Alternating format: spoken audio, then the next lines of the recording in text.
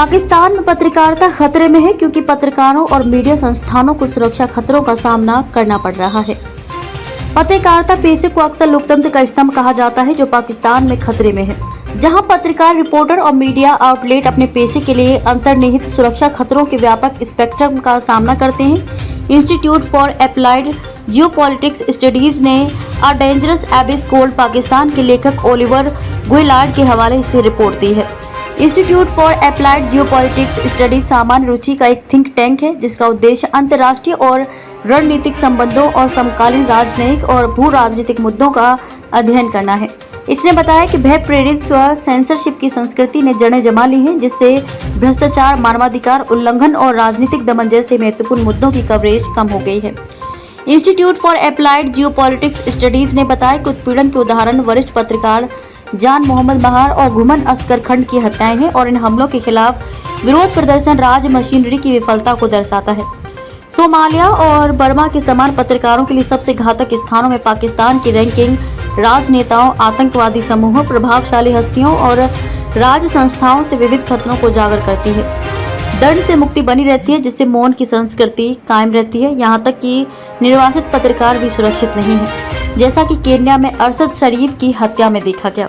France स्थित think tank ने बताया कि राज नियंत्रित नियम मीडिया की स्वतंत्रता पर अंकुश लगाते हैं, जबकि अपर्याप्त निवारण के साथ हमले हर साल बढ़ रहे हैं। संघर्ष क्षेत्र पत्रकारों की सुरक्षा को बढ़ाते हैं, जिनमें इस्लामाबाद, पंजाब और सिंध सबसे जोखिम भरे क्षेत्र हैं। पाकिस्तान की प्रेस स्वतंत्रता की कमी पत्रकारों के काम में बाधा डालती है और मीडिया की भूमिका के बारे में उदासीनता और गलत धारणाओं के कारण हमलावरों के लिए छूट बनी रहती है। थिंक टैंक का कहना है कि इस्लामिक देश में पत्रकारों, संवाददाताओं और मीडिया प्रतिष्ठानों के लिए प्रतिकूल माहौल है। 12 अगस्त को सिंध के सुक्कुर जिले में एक सिंधी समाचार चैनल के वरिष्ठ पत्रकार जान मोहम्मद महार अज्ञात हमलावरों के घातक सशस्त्र हमले का शिकार हो गए।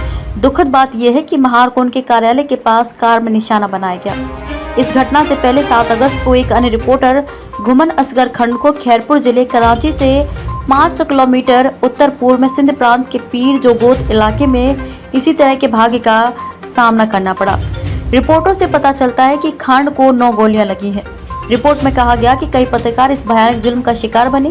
पाकिस्तान में आलोचनात्मक दृष्टिकोण वाले पत्रकारों के पास अक्सर छोड़ने के अलावा कोई विकल्प नहीं होता है और अक्सर ये माना जाता है कि जो लोग निर्वासन चुनते हैं वे सुरक्षित आश्रय में हैं।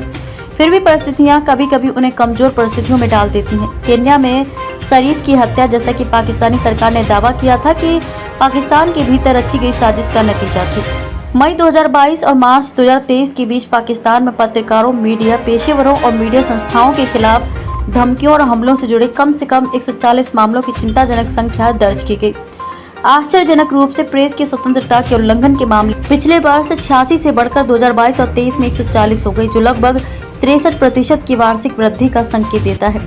पत्रकारों को निशाना बनाकर किए गए उल्लंघनों की प्रमुख श्रेणियों में 51 मामले, जिनमें 36% शामिल हैं। शारीरिक हमले के 21 मामले, 15% हमले के थे, जिनमें उपकरणों, पत्रकारों के आवासों या समाचार संगठनों के परिसरों को नुकसान पहुंचाया गया और 14 मामले 10% शामिल थे ऑफलाइन या ऑनलाइन धमकियों के, जिनमें मौत की धमकियों के साथ उदाहरण शामिल हैं।